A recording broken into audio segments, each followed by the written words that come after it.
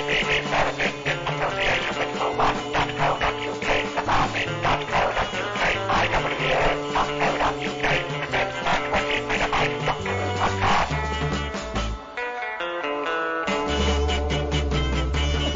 and welcome to the 20 Megabyte Doctor Who podcast, episode 513. Unlucky for me. I'm Adam, and don't blink. And here's Kirby Bartlett Sloan. This is my timey-wimey detector. Goes ding when there's stuff. Also, oh, Ben wanted that one. Basis, whether you want to or not, actually. So I've learned to stay away from hens. It's not pretty when they blow. Ben Shoveler. Life is short, and you're hot. I like the one.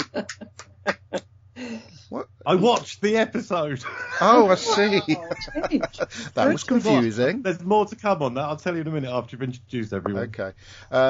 Mary Lang. You live in Scooby-Doo's house. Do I? And she's back. It's Kirsty Bissett. Yay! I've got that on a t-shirt. What? She's back. No, that's my quote. Oh, sorry. It would be really, really, really funny if it had come right after Ben. Yes. Oh, that's what she said. Right then. Okay, thanks everybody. Everybody comes long after Ben. Oh, what? Sorry? Okay, we're going to talk. What's last week's episode called, Kirby? Sontaran something or other, wasn't it? The War of the Sontarans. I knew there were Sontarans in there somewhere. Now, I'm going to say what I thought about it in a minute, because I was quite intrigued, because Ben wants to say something about it, and I'm just going to click the thing on my seat and sit back and listen. Ben! Are you live? What? Are you live on Facebook? Yeah, I don't find you on Facebook. Oh, you know why? I didn't click the go live button. That'll annoy Lillian, won't it? That's a little bit of an Easter egg for anybody who actually listens to the show. Oh, it didn't work. I knew it was going all too smoothly. Oh, it's working now. No, we're still carrying on. Let's see if I've got anything. Oh, she'll be moaning in a minute. Ben, what do you think? What do you think, Ben? Well, as I said, when I said I watched it a minute ago, I actually meant I watched Blink as well. But I did actually watch last week's new one, and I was still quite intrigued by it, really. I watched it, and it wasn't so bad. Yeah. I still don't like Jodie Thingy bloke as the Doctor, and the other girly thing. But I think John Bishop's good, and there's just lots of baddies in it. Yeah, there are lots of baddies. Gone, right, we need to save the series. Let's bring out as Debbie said last week. It was but no, it was watchable. Good, that's good then. That's a compliment. And I'm actually watching this evening's episode. Yes. As we talk, well, I was watching it until you talked, and then I watched that about stopped watching it now. About 20 minutes ago. Yeah, it's hold on, let me turn that off, and then I won't come back at myself. That's better. And I've got 10 minutes to go on that, and I found this evening's episode very confusing. Okay. Yeah. Okay, right then. So thank you, Ben. So I thought that the Sontaran, whatever it's called, was very entertaining. Yes, sort of in line with the first episode.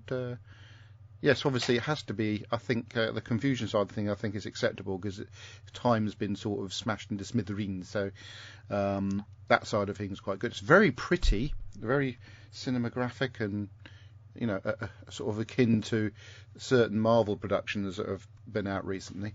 So it's in keeping with current or different genres of nerdism. But it's really quite enjoyed episode 2. Actually quite enjoyed episode 3 as well. That's what I'm going to say about that. We'll talk about more about that next week. What did you think about it then, Kirby? Oh, I liked it, and I particularly liked the shout out to Lynx.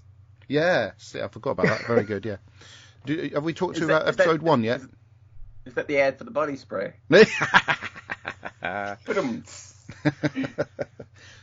So yes, Kirby. So have you talked to us about episode 1 yet? Did I? You weren't on last week, were you? Right here. Was I? No, wait. No, wait. What am I waiting for? I don't remember. No, I was on last week. Were you? Yeah, you was here last week. It was Halloween. I wasn't on. Oh, okay, that's all right. Don't worry about it then, Kirby. Lillian Robbins says. I thought I said already. Thank you. Lillian Robbins says you are late. Right, Mary. What did you think?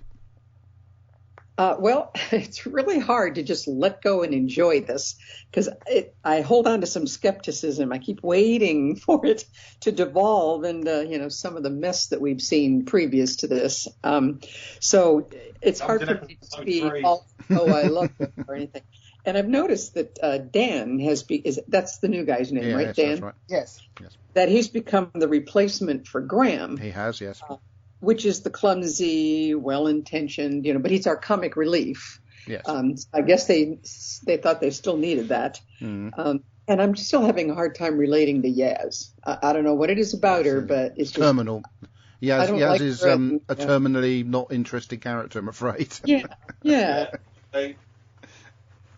But it was, it was action-packed, and it was a lot of things that have been missing for a while.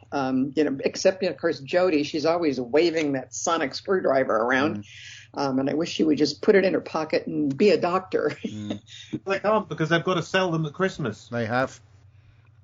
It funds Doctor Who, all these little gadgets and stuff. Yeah, but she relies on it for everything. And also keeps the who1.co.uk in business. Sorry, Ben. Didn't mean to talk over you then. Sorry, Mary. Are you done? Yes, I'm done. Okay. Kirsty, what did you think?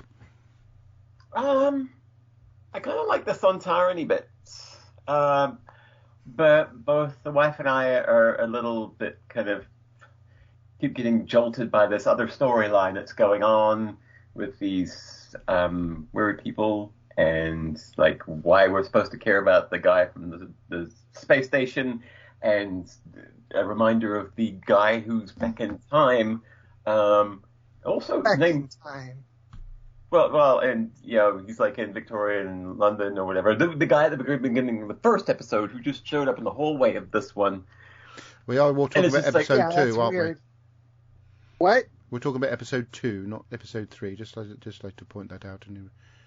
Yes. Yes. Okay. Just want to make sure. The funny thing is the name Stonehouse comes up, and I one of my best friends growing up and still today is James Stonehouse, which I find pretty cool. My friend's name appears in the show. But anyway, I digress. The Sontarany bits were good. I just wish they hadn't been shoehorned into this whole big story chain, because it would have been cool to see a decent Sontaran story as gritty as these ones looked. But yeah. So I'm kind of reserving ultimate judgment until the whole thing's done, because I don't feel I'll have a complete idea of the impact of everything until the very end. Thank you, Kirsty. Yeah. I think I've covered everyone. That means we can move on to Blink. Woo-hoo. Okay. Okay, I blinked. Now what? Well, definitely don't blink at all now. My eyes are hurting. Yes. So the episode Kirby, put your begins shirt on. with a very spooky gate and a very pretty young lady who's going to go into it. Hang on, let me run it back to the beginning. What? Did you have to tell us that? Couldn't you just done it? Kirby wasn't ready. No, I wasn't ready. How could you not be ready? I keep waiting for the Sontarans, one of the Sontarans to take their hat off, and it's Dan Starkey. Yeah. I was like, where's Dan? Yeah. Anyway, so a pretty young lady is going to go through a spooky gate that says "Danger, keep out," and she pokes around and finds some things which she decides to take pictures of. She was an urban explorer before it became popular. And then she sees some peeled wallpaper with some lettering behind, and she starts peeling it back, and it says, "Beware the weeping angels, duck, no really duck, Sally Sparrow, duck," and then, or duck now, I should say, and she sort of ducks. She should probably have ducked a bit earlier than that, but, and then she shines her little torch outside and sees a statue of a sort of angel woman with her hands covering up her eyes. Hear no evil, see no evil, speak no evil. What, Kirby, sorry. I beg your pardon. Sorry, Kirby. did it throw the stone and not? She wasn't looking at it. It should have just come and taken her. It would have been a very short episode, Kirby. Yeah, that's true. I think the angels, although they can creep up very quickly like that, are also a bit wary of things. I think we can accept that could also be the case. Moffat said that in the commentary that they basically consider humans to just be vermin, like mice like or humans something. Consider themselves. Yeah. Nice point. Right. So anyway, she obviously gets away from the spooky house and goes to see, goes to a friend's house, and inside her friend's house, which is a video shop, she's upstairs. A load of video screens with the images of the Doctor and Martha on paused, etc., etc. She sort of calls her friend. It's not the same location as the video shop. Oh, whatever. It doesn't matter. It's a location where there's lots of screens with images of the Doctor. Never mind, Kirby. Anyway, and she calls up her friend. Oh, yeah, because her friend is in the video shop. She's actually in her own flat. This is Sally Sparrow in her own flat. Her friend, Nightingale Woman, is in the flat above the video shop. Am I allowed to say that? Or is it just their No. I don't care. God's sake, what am I on about? Right, anyway, so Sally is at her friend's flat. her friend's flat, Yes. thank you. Right. And her friend Kathy has one of those silly little cell phones that they had back in those days that makes the weird little ringing noise. Yes, so sort of retro then. Remember when those were high tech? Yeah. Anyway, so she gets this lady to go to the spooky house. It's daytime this time, and the sort of angel statues are still in the garden, and they do some more poking. Did you catch the first time before the credits when she goes to the house? It's supposedly night, but they actually have a mistake, and you see it in daytime briefly as she's walking to the house. Didn't see that. Because they modified things so that it would be day for night or night for day. Thank you, Kirby. Laurie Nick says hello. Well, it says Laurie Nick says hello to all you lovelies. Must be in the wrong podcast. You are. It is Paul McGann's birthday today, by the way, and if so, Mary's jumping out of his cake. That's my boy. And if everything goes to plan, I'll actually see Paul McGann at the weekend. Fingers crossed. It's also Terry Miles' birthday. What? Terry Miles? I haven't seen anything from Terry Miles. I just got Lillian and Laurie. No. It's Terry Miles' birthday. Happy birthday, Terry. Right then. Anyway, someone mentioned it in the Facebook feedback thing. Haven't seen that because I've been busy. Anyway, thank you, Kirby. And while before we get back, pardon? To lead us back in, Lucy Gaskell, who is about to be transported back in time, is also married to Mark Bonner, who has also been in Doctor Who and was at one point considered for the role. Thank you. Terry Miles says, "Thank you, everyone." There, see? The wonders of the internet. Right then, anyway, where did we get to? And having nothing better to do on the evening of your birthday. Thank you, Terry, for listening and watching the show. Enjoy. Yes. So, yeah, just as something's kicking off, she's going to get taken back in time. And, of course, she has to, because if every she doesn't time you say that, the song from Back to the Future goes in my head. Oh, God. If she doesn't go back, then she can't have children and then therefore have a grandchild to bring her the... It's a paradox, isn't it? Or it would be a paradox if it didn't happen. But anyway, this entire story is impossible. It's an ontological paradox. Oh, God. But it's not how impossible to have fun watching it, Kirby. I didn't say that it wasn't fun. Right, what do we get up to? Yeah, then Daniel Craig... One of my Jesus Christ! Daniel Craig rocks up at the the door, a young Daniel Craig, obviously, because obviously before he was in James Bond, and delivers a ropey old envelope addressed to Sally Sparrow. And the ironic part of this, in the background, his grandmother is watching this all unfold. It's quite charming. But nevertheless, also there's a weeping angel in one of those old photographs. There is. Oh yes, is there? I thought that Kathy disappeared as soon as the boy walked in, or the man. No, she was watching, and then as she's watching, the angel creeps up behind her and then touches her. But we don't see that bit, but that's what happens. Laurie Nick says, Terry, a fellow Scorp, yay. There we go. Yeah, so that's a really good scene. Anyway, yeah. I just noticed that the newspaper in Hull, it's 5th of December, which is a date that I remember for some reason. Nice one, Kirby. Right then. Because it's just before the 6th of December. It's a memorable occasion, yes. It's Walt Disney would have turned 19 on that day. Okay. No, he would have turned 19? 20. Well, surely it depends which year you're in. In 1920, in 1920, he just turned 19. Not in Hull. No, 19. Shut up! Right then. Anyway, so while I don't remember his birthday party being big in Hull at the time. I forgot what we got up to. Oh yeah, so as her friend is getting transported back in time by the touch of an angel, Sally has to show her driving license to her grandson, enabling it to unfold, really. And I love the scene where she lands back in time and meets the bloke sat on the fence who ends up being her husband. Master. Lovely little Back to the Future-esque scene. Yes? That's the same field that the Scarecrows were in last week's story. Splendid. Neil James says, good evening, you lovely group of absolute blinkers. Have a blinking good show. I'm trying to. Such a way with words. So in the envelope there's old pictures of her dearly departed friend.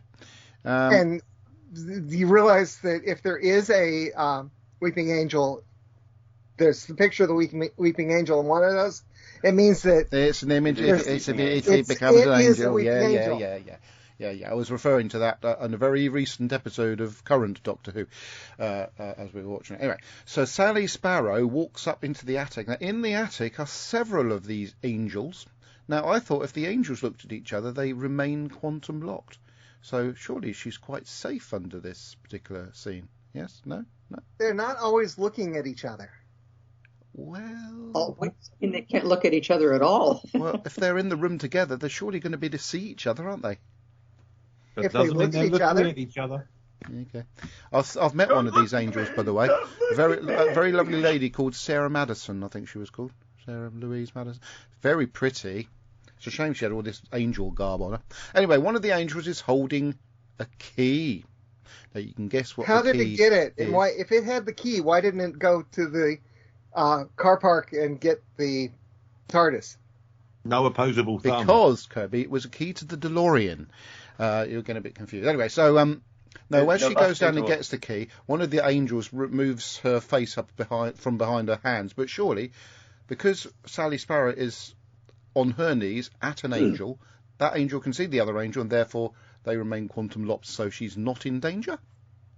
Kirsty, am I not correct under this scenario? What? The answer is yes. I think you woke him up.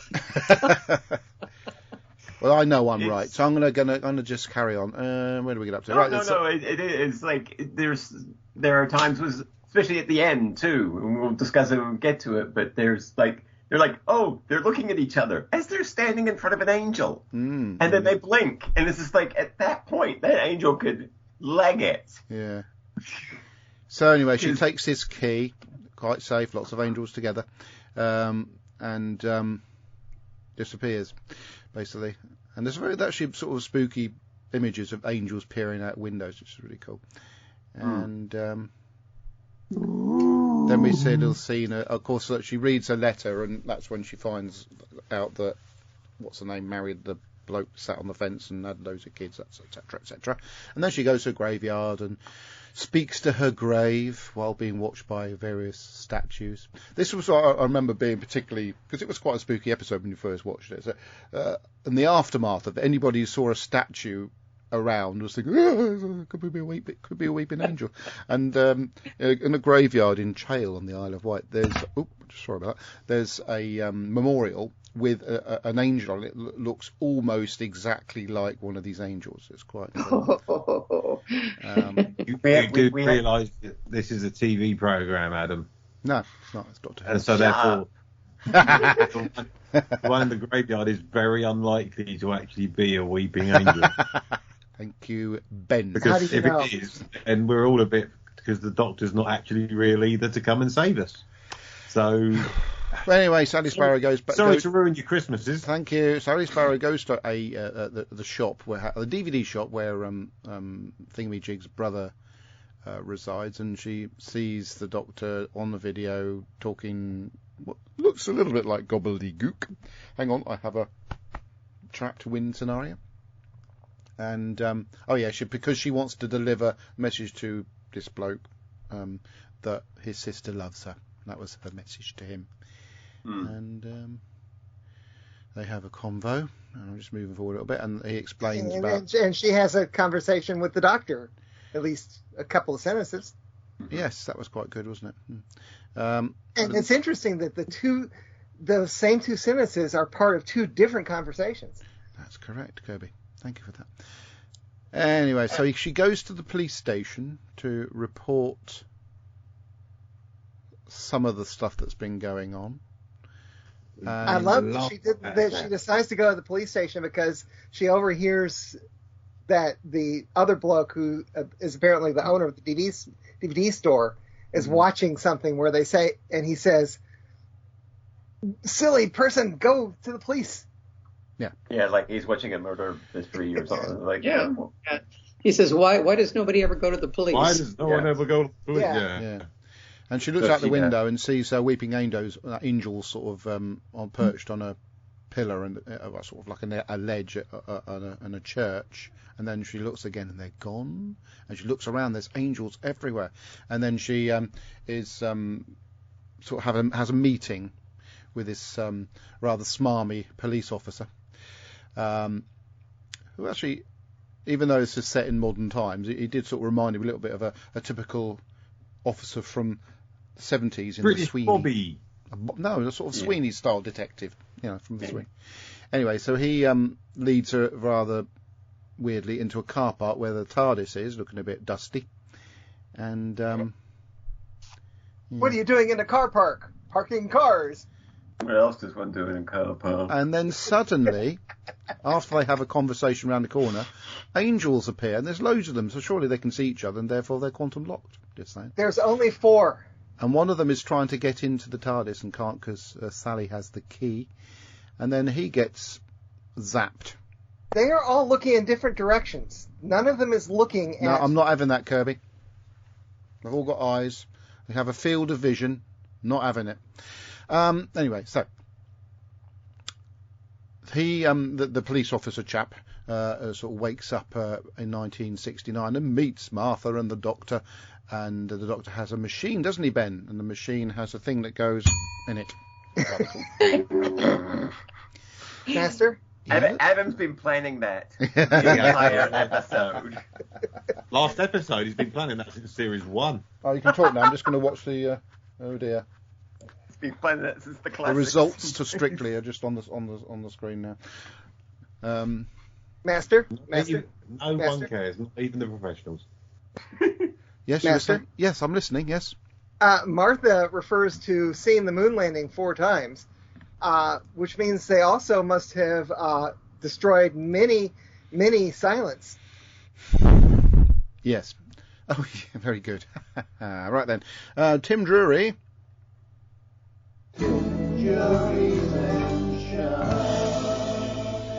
says, Blink, an excellent episode. Pity Doctor Who will never feature Sally Sparrow again due to the actress being a huge star now. It's just quite slim, I thought, last time I saw her. In The Dig, I think it was last time I saw her. Tonight, Doctor Who was fun, but nearly as complex a watch as episode 1. Thank you, Tim. We'll play that again.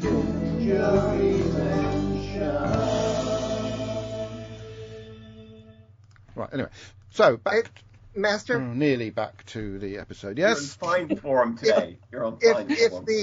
If the Angels took the phone box from the car park, it's daytime. They obviously nicked it because we see the door open. You using all these British colloquialisms. They nicked it. They all fixed it. You can see people. Those waiting Angels, they had it away, didn't they? They had the TARDIS away. So he hasn't said governor yet, so maybe he'll say that in a minute. It is raining, and you can see people walking by. How did they get out of the car park? People would have seen them. Yes, that's right, Kirby. And it would have completely ruined the story. Anyway, so the Doctor gives the police chap a job, but unfortunately it's going to take a few years for him to complete. So therefore, the next scene of importance is Sally getting a phone call from him and going to visit his really old chap in hospital. And the old chap played another part in Doctor Who a while back, didn't he, Kirby? Yes, he did. He was in Planet of Evil. Planet of the what? Planet of Evil. You said Planet of the Evil. Yes, he was. And he didn't laugh. And he was also in a very, very famous episode of Fawlty Towers. He was indeed. The Germans, which is the next one I was going to watch, yes. But no, when you said he was in Planet of Evil, didn't his character die pretty quickly in that story too? Yes, yes. He's very good in this scene, actually. I was quite impressed.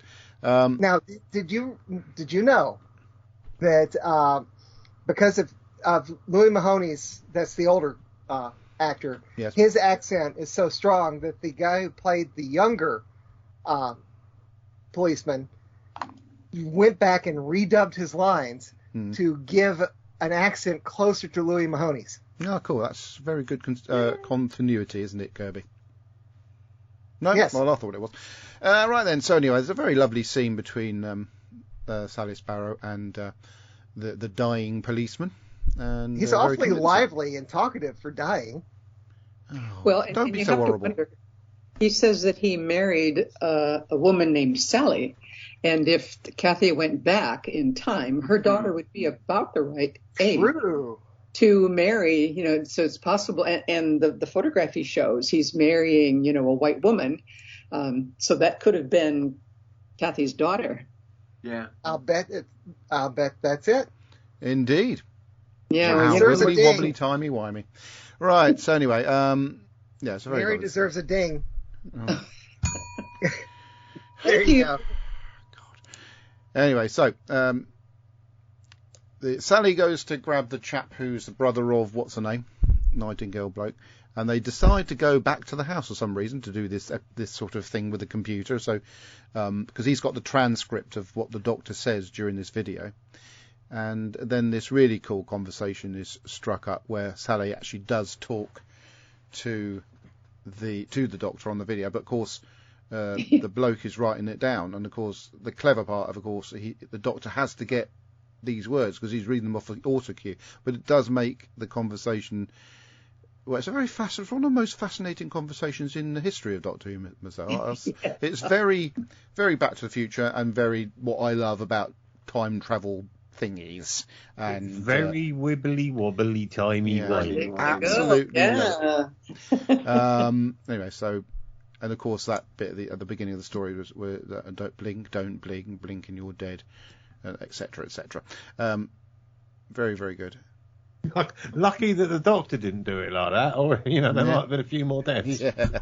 Anyway, just as you know what I mean, etc. Just as that happens, a load of angels turn up and scare the living daylight out of them. And of course, he's got his eyes are watering. We're trying to keep them open, but Sally just wanders off around the house trying to find a way out. I think he should have gone with her. What's she doing? I mean, it's just that bit was a little bit.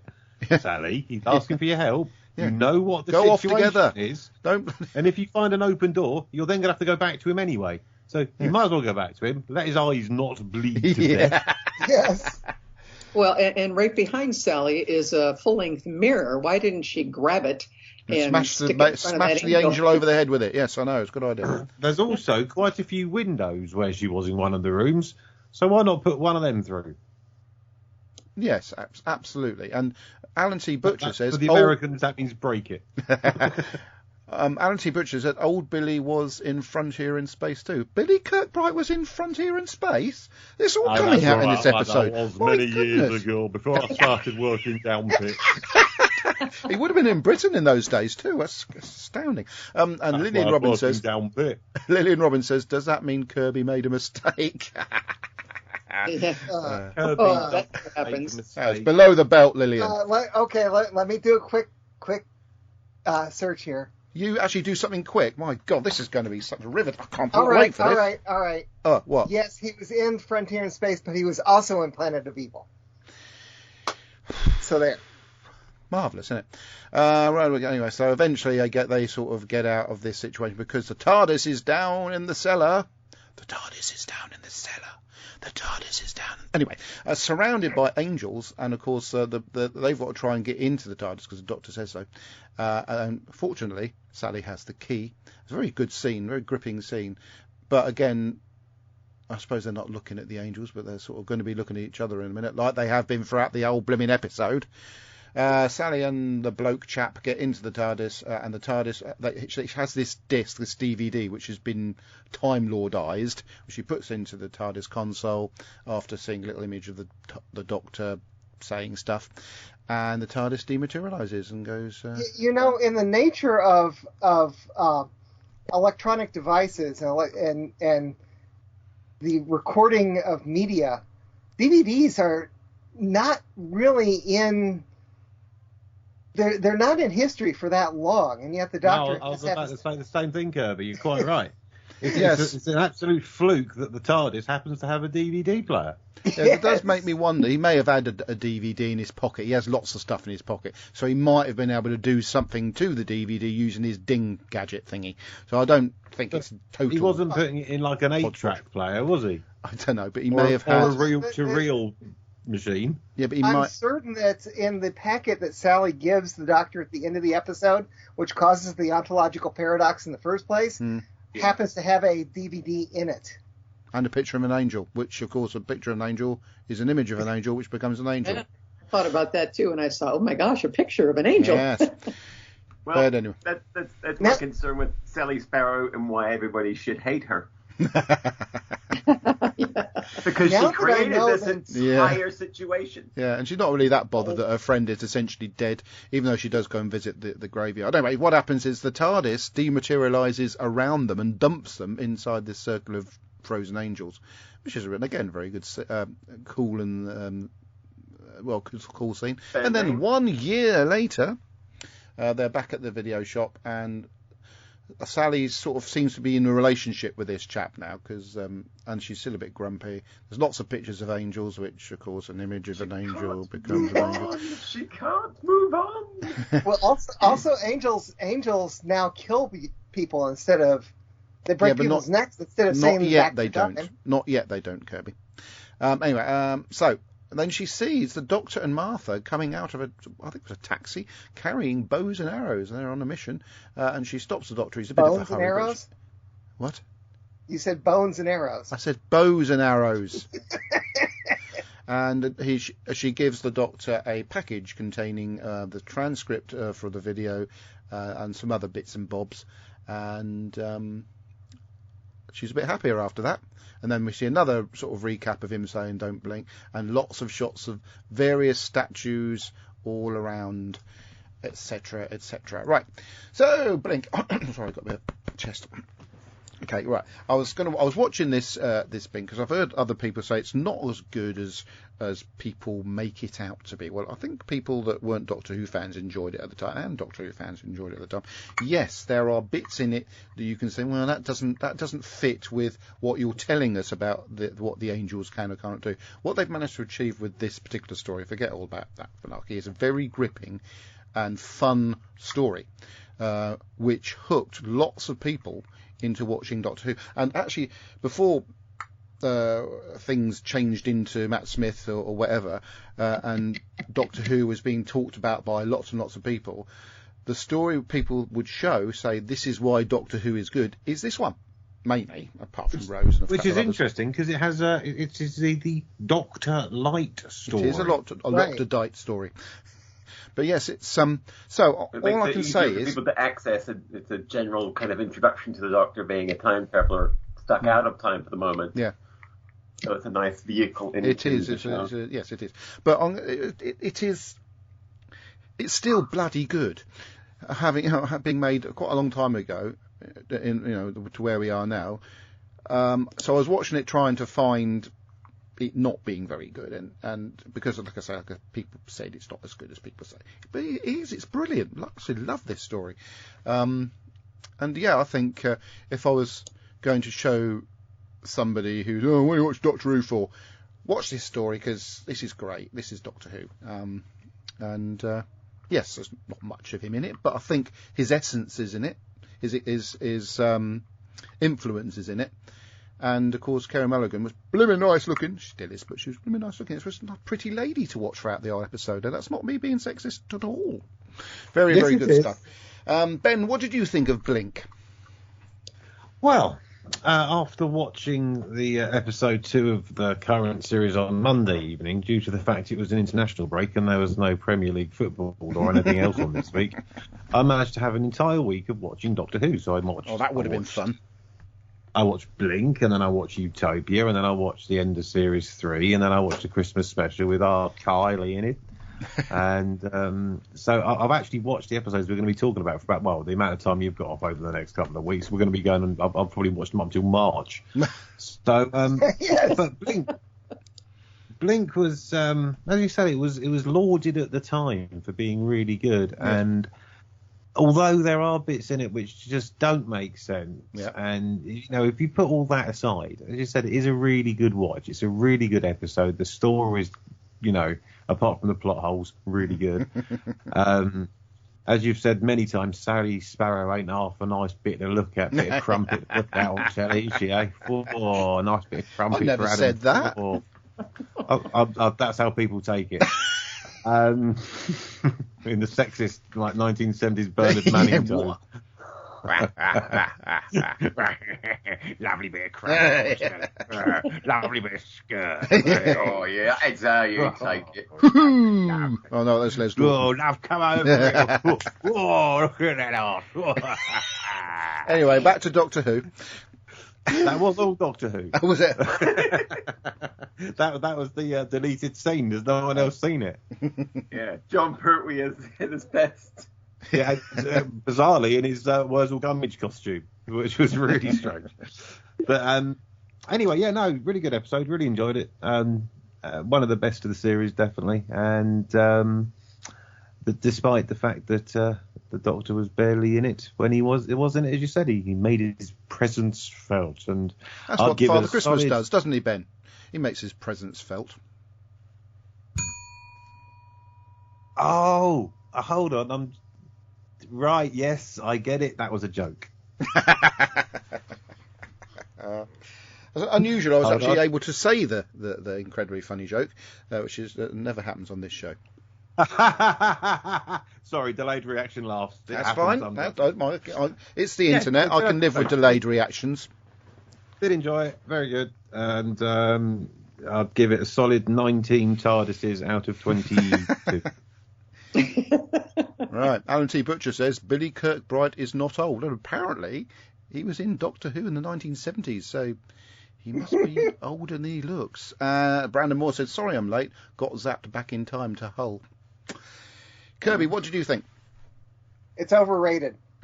He knew he'd say that. You're just saying that to wind everyone up, Kirby. And by the way, I tried to bring someone to Doctor Who by showing them this particular episode. My wife, she loves this particular story, but she's watched it a good dozen times, but she won't watch anything. She won't watch any other. This isn't an episode I'd show people to highlight the great things about the program at all. It's not what would draw people into it. It's a good 50 minutes, but it's not anything. It's a good starter. Oh, watch this one. That's what a lot of people used to do was try to get people in, like we just said. They show this to people, and it's often a lot of people's first story. But it's just so different and so good. Yes, it's good. And then, I'll show the one with the absorber off. That was not bad. But that's what I mean. It's a better Doctor Light episode than this. Yeah, in the respect that it's more Doctor Who-y.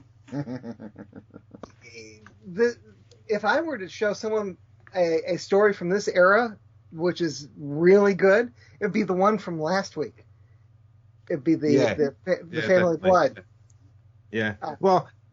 Or the actual Utopia is quite a good episode as well. But I think probably to get people into it, to show them what it's all about, I think Family of Blood from this series, I'll agree with that. Yeah, Doctor Who and not just an outlier episode,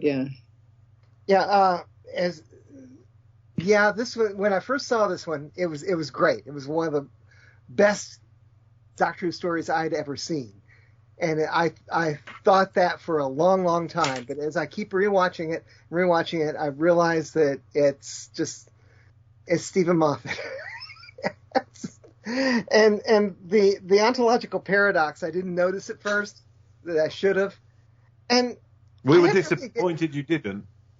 I don't have anything truly against ontological paradox. It's one of my favorite science fiction short stories of all time.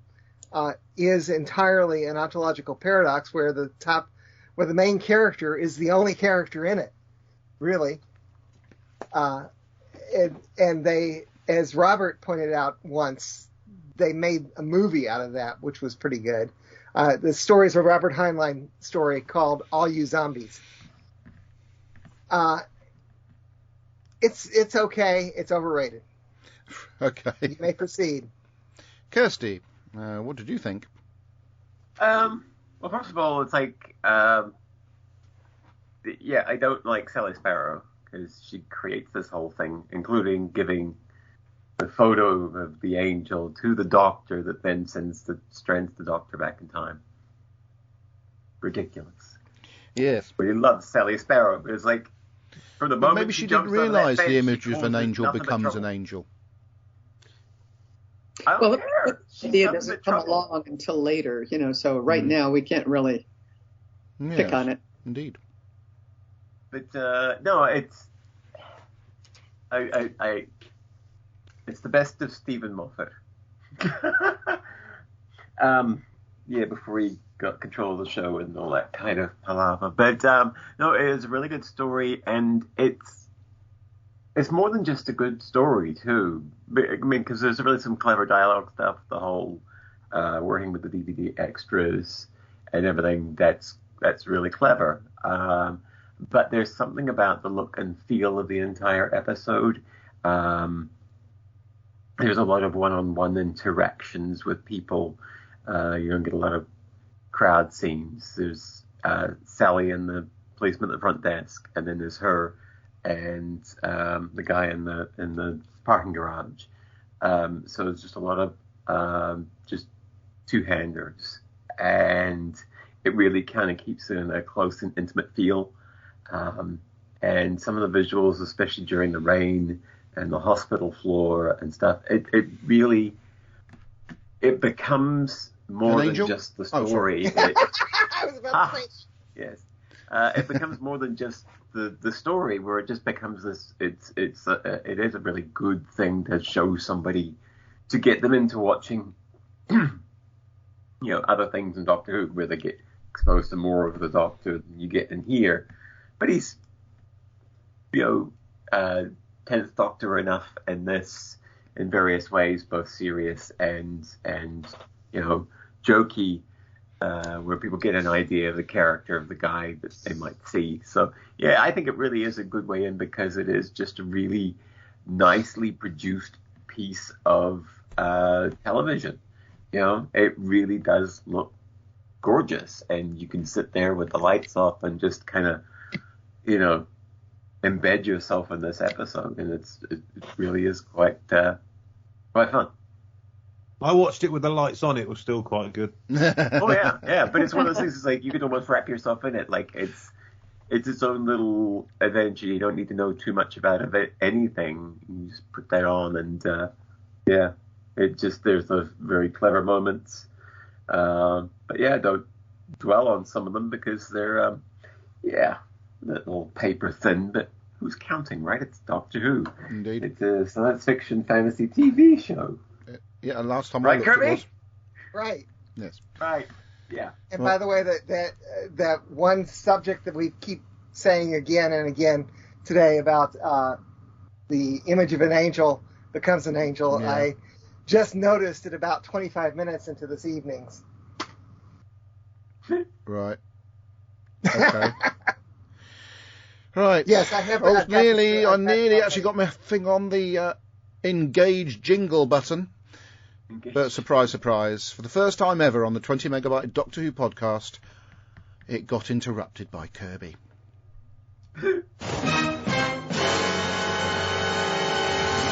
Mary, what did you think of Blink? Well, it is one of my, top 5 stories. I really enjoy it, but it does not bear up under a lot of people. You can't take a pointy stick to this one because, so much of what's assumed here just falls apart if you look at it too closely. But that's not the point. The point is to entertain and to give us a Dr. Light episode. So I think they succeeded on all points on that one. Yeah, but can I just intervene here just a moment, Mary? But obviously this is a sort of backwards and forwards time paradoxy type story. That sort of thing that you just outlined happens all the way through Back to the Future, but Back to the Future is a proper good fun series, and like you say, it doesn't matter if it's a good story. It really doesn't matter. Yeah, it is. It's a good story, and it is a mistake to show it to somebody if you're trying to get them into Doctor Who, because this doesn't really tell you what Doctor Who is about. Because it's all a kind of a modern day episode with the Doctor pops in and out, but you don't really get a good idea of what he's like, or what the major themes of the show are like. So that I understand that people they'll watch this, but then they're really not interested in anything else. The one thing about this that disappointed me was the ending with Sally and Larry becoming a couple. It's like, oh, come on. He's such a doofus, and, she's so the opposite of all that. So I don't expect this little joining to last very long. Okay. But that's it. Thank you, Mary. Well, that went rather well, which now means we can segue into Kirby Bartlett Sloane's edition of Facebook Feedback. Kirby Bartlett Sloane and Facebook Feedback. Let me get there. Oh, well, God, we do this every single blimmin' week, Kirby, and you're never ready. No. The thing is that I get so involved in talking to you guys that I have to go back and refresh this page in case someone has said something else and stuff like that. Okay. Kirby's nearly ready with Facebook Feedback. Okay. We just caught him napping again. 20 megabyte Doctor Who podcast. That sums it up rather well, Mary. We just caught him napping again. I was skipping through the new episode, tonight's episode, to look for spoilers. Here he is. He's ready with Facebook anyway, Feedback. It's Kirby Bartlett Sloane. I did a little. No. Here he is. I did a little dig at Andy after last week. And you did? I said, okay, Andy, this is posted very early Saturday. Enjoy our inning. I'm not sure. Did he even say anything this week? Did you get anything from him? I'm not saying, because spoilers are something I don't provide people with on this show. Spoilers are something I provide. Anyway. There's a spoiler on every single box of every single puzzle ever made. Mm. Yes. So I posted no one said anything for a long time. So I posted a link to a YouTube copy of the Blink Easter egg. And I also watched the Blink Easter egg myself, because I just love the fact that the Easter egg on those DVDs is on the DVD. But you know, Kirby, that's probably the most Kirby thing you've ever done on the show. Absolutely. Robert Wentz Jr. says, sorry I missed last week, but my phone died and I had to get a new one. No, Adam Pearson, it's not an iPhone. I know how much you like Apple stuff. Before I start my review, I wanted to say a few things about last week's two-parter. The little girl with the red balloon did remind me of the movie It. The Scarecrow's too bad they didn't give off gas like in Batman Begins. Okay? Yes. I don't know what that means. Oh, it makes a change. Also, the line that Martha said about the human doctor, you're rubbish as a human, rating 4 out of 5. My review of Blink. I've got to put this out front first. Steven is a wonderful writer, but a not so good showrunner. True. This is one of his best next to the two-parter from Series 1 of New Who. I'm glad in the Halloween Apocalypse that the Don't Blink line was used. Also, the angels don't kill but send you back in time. We see one of the Doctor's engineering inventions with the machine that goes ping back in 1969. Love the Doctor's explaining time as not a straight line but timey-wimey.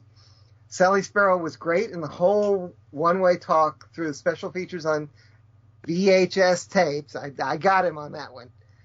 He wrote down VHS tapes was cool. The meeting at the end of the Doctor and Sally was cool, as well as the Doctor already on another adventure with Martha was great. My rating 4.5 out of 5. Don't blink. Wait for that to appear on Big Finish 8. And he also posted a animated GIF of a staring, not blinking cat. I questioned him on VHS tapes.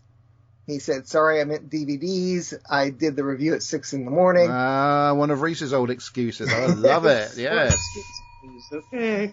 I said back to him, we knew what you meant. I just couldn't help myself. And Boy, ain't that the truth. And he posted a GIF of a child waving its finger at me. Yes. I will not read Ian's script. No, you won't. Neil James, Blink. It's probably a good job the angel zapped young D.I. Billy shipped him back in time, as he was definitely on the right course for a sexual harassment.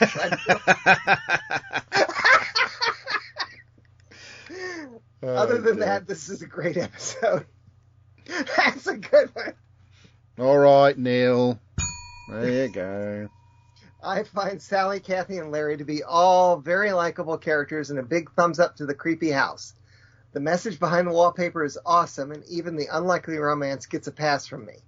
The DVD special features and Easter eggs do date the story slightly, but who cares a fig when we've got those simply marvelous weeping angels. What a creation. That final montage of statues still gives me shivers. Not much else to say, but to be honest, Blink is a joy to watch and a wonderful piece of TV.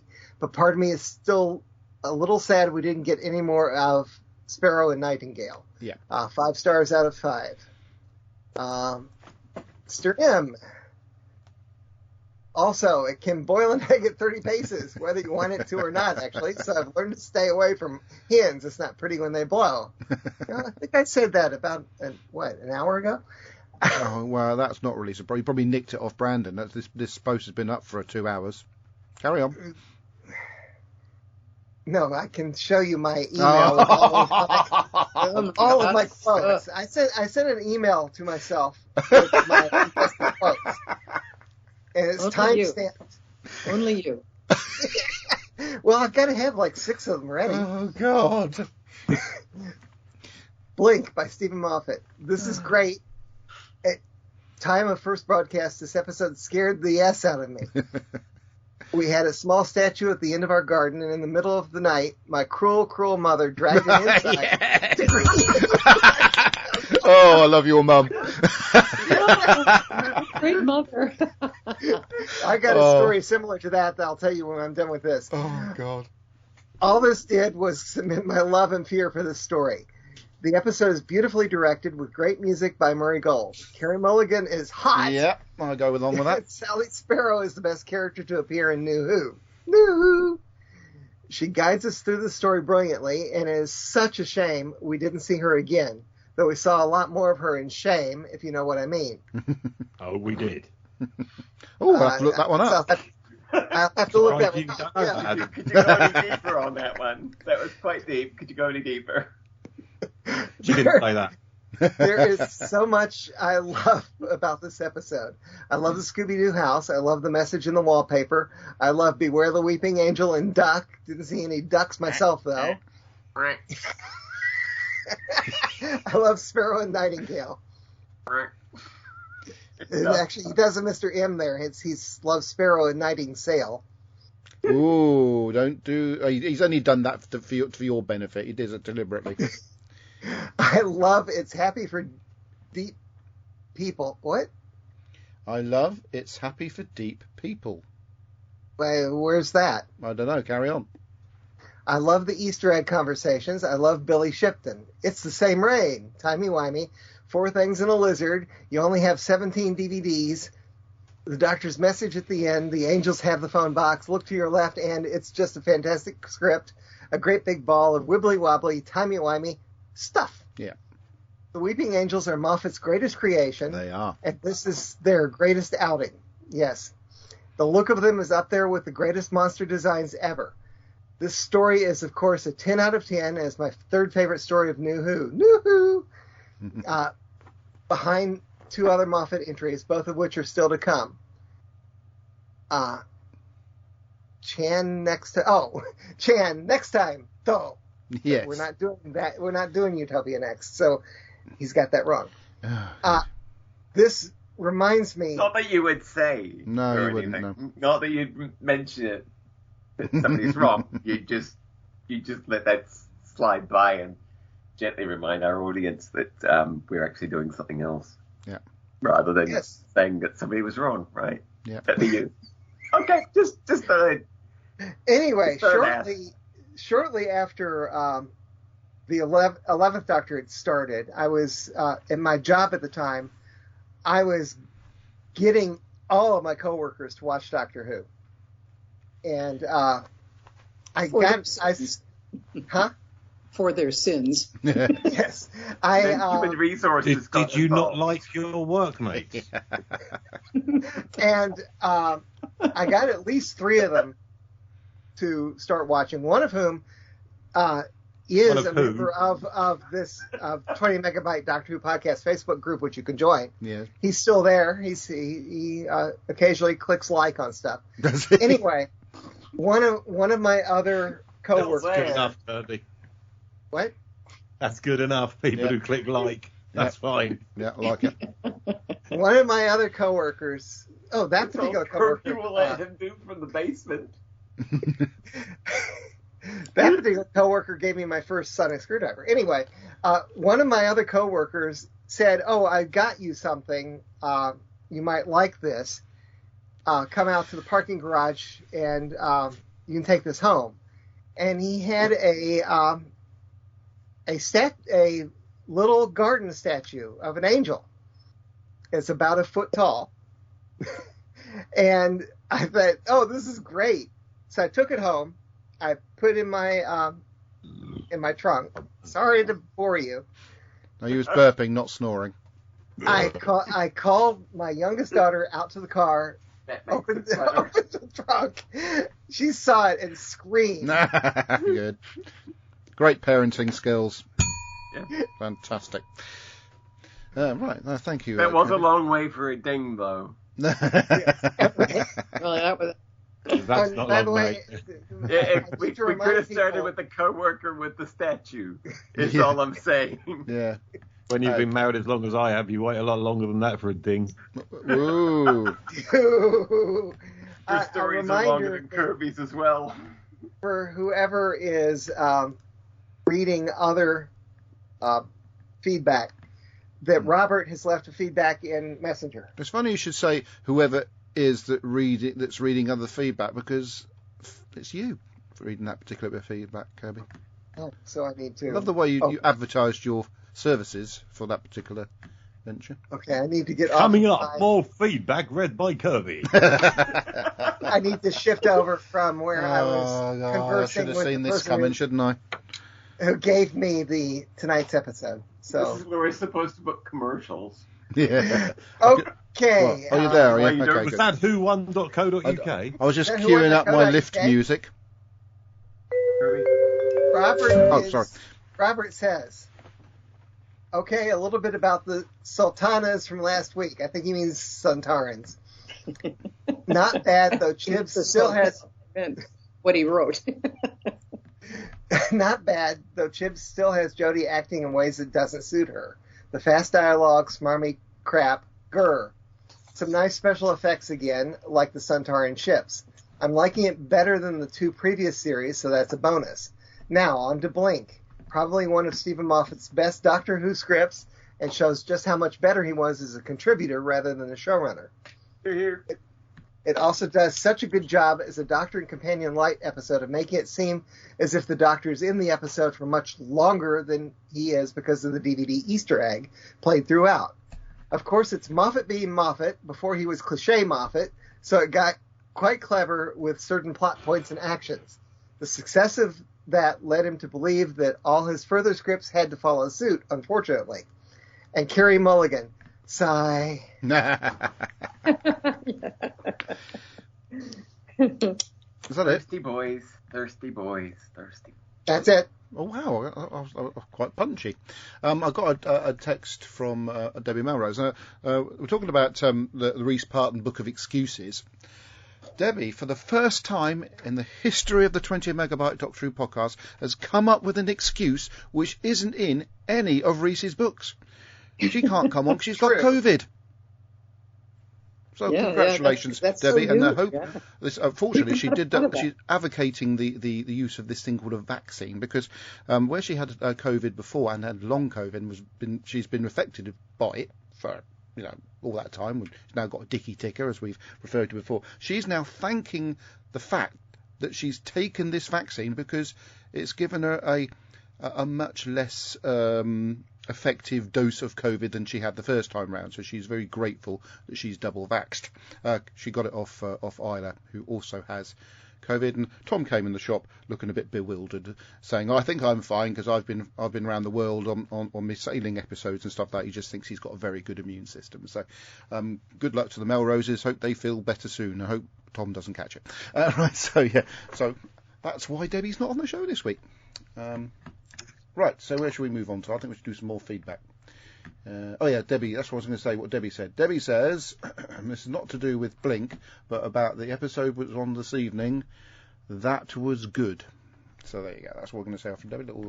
Little intervention from Debbie Melrose. Also, I think she heard that Kirsty was on tonight, and so I'm not appearing on with her. That was a joke. Okay, Kirsty, that was a joke. Right, so we got this. Well, hello, 20 Megabytes, Andy Lenny here. Yes, Kirby, I did enjoy it. It just lasted long enough. I did the last handkerchief as the opening credits rolled. Closing credits rolled even. So yes, there you go. So I've been watching Blink, and it is a cracker, isn't it? I mean, it really is. It's very Dr. Light, as Ben said last week. It must be one of the most Dr. Light episodes ever, I think, other than perhaps the Feast of Stephen, of course. But it's one where the Doctor's there because he's involved, but you can't see him. I think that's the way this one works. And it's interesting it comes in because you start off with the Scooby-Doo house, as the bird called it, which I thought was rather good. And you see these people disappearing, and you don't know why this person's disappeared, this Lady Catherine. Where's she gone? She's gone back to Hull. Poor God, and if you've ever been to Hull, I can recommend you don't. Probably any listeners who come from Hull are probably now cursing me. However, they're taken away. You don't know what's happened because you can see these angels, but you don't know what they are, what they're doing. You don't necessarily associate. You realise they're doing something, but you don't know what. It's not until Danny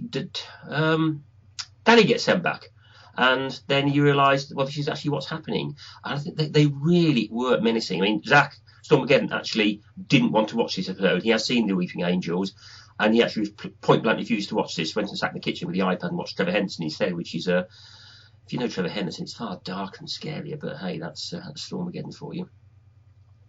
But I think it's very cleverly done, the way it's taking people out, and Sally Sparrow is trying to work it out. And the story is circular, as you find out at the end, that she's writing as she goes along and trying to work out, what is going on, get the Doctor the TARDIS back. So what happens to the angel at the end? The angels then disappear completely. I know the four of them. I thought the bit in the TARDIS when they're looking at each other, and you realise that's why they say they can't look at each other, they've got to cover their eyes. I think it's very, very cleverly done. But what's happened to them? Because you at the end, you see all the different statues all over the country, and you really think, are they all weeping angels? But this was good because of the way it was totally self-referential. The story was in itself. The story was self-contained, and it did go around in a circle. And then you see, the conversation with the television set was excellent.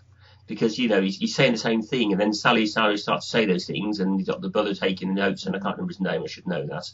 I really should. And he's taking the notes, and then you realise that's what's happening. But a bit odd at the end where he said, I can't tell you what, you've got to go, I can't tell you why. Well, actually, he spent so much more time telling her why he couldn't tell her what was going to happen. He could have told her, but I suppose that would have ruined the story. And it was interesting with the police, the way he went to the police, and this desk sergeant was, oh my God, I've got a loony here, and then said, hang on, you went here, did you? And so suddenly, hang on a minute, can you get this detective? And off he goes, and there's obviously a lot more going on than you find out. And then she gets... Question, she went into the underground car park. How did she get back in there again? Because she walked out the police station, bring me let out. Did she go back and say, look, I need to go back in there? I mean, you never know that. Wibbly, wobbly, timey-wimey. And then, of course, the TARDIS shifted. I think it's great to see the Weeping Angels rocking and rolling with the TARDIS was very good. And then the way it worked out at the end with she had to start the whole story. So what would have happened if she hadn't seen the Doctor coming out and hadn't given him the list? What would have happened? I wonder that. But... yeah, this really is. I mean, it's one of the Tennant classics. I mean, these three stories together and what's coming up are probably the highlights of David Tennant's career as the Doctor.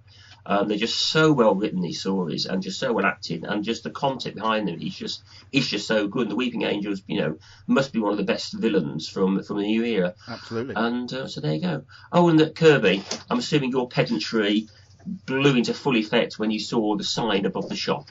I mean, it was appalling, that was, but so there you go. Anyway, be seeing you. Well, Kirby's keeping very quiet. Are you not commenting on that? What about it?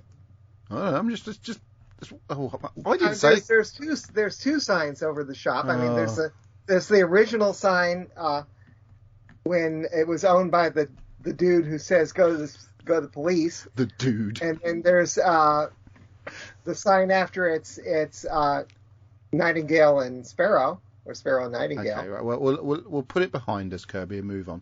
Now, Ben Shoveler has been practicing his Billy Kirkbright impression, and this is Ben doing Billy. How you doing, everybody? Question. No! Sorry, Ben. What?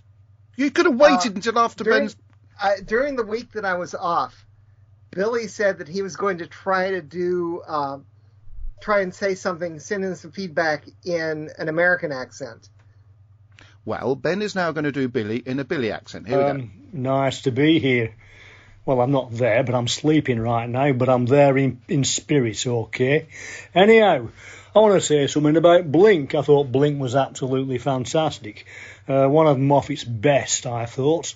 He wrote some brilliant stories prior to running the show. But we'll not go there, shall we? But he wrote some absolute crackers, he did.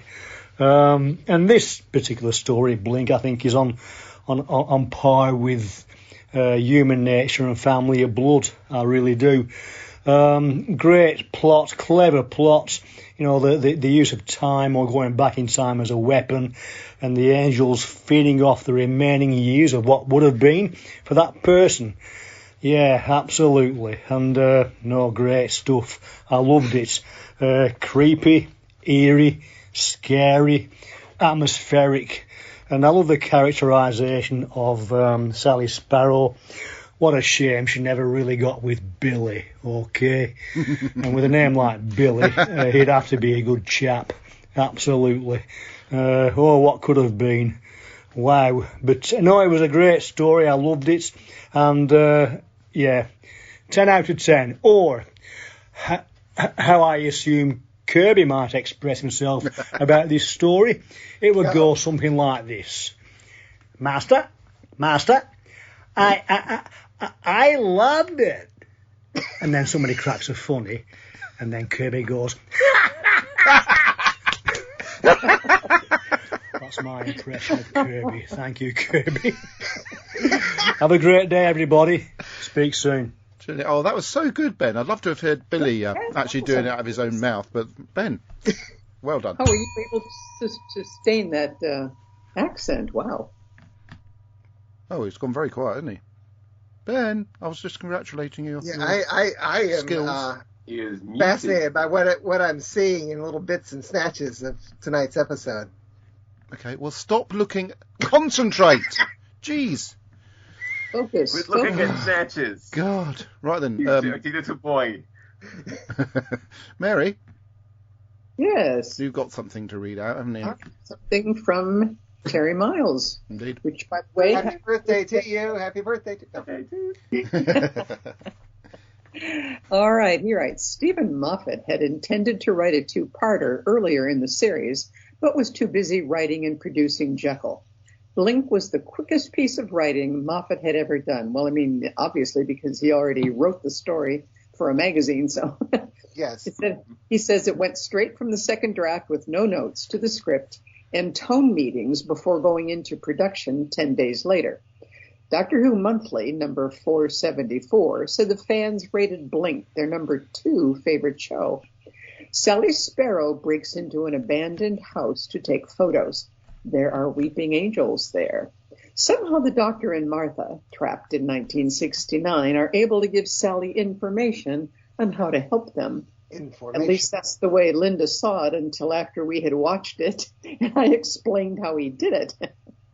I think the occasional viewer may have been confused by this one. Yeah.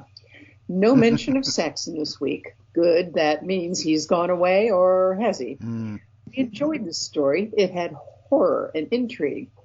Next up, Utopia, or is it a triple header with Sound of Drums and The Last of the Time Lords? Stay safe and well, everybody. Linda and Terry Miles. Thank you, Linda and Terry Miles. And it's not going to be Utopia next time.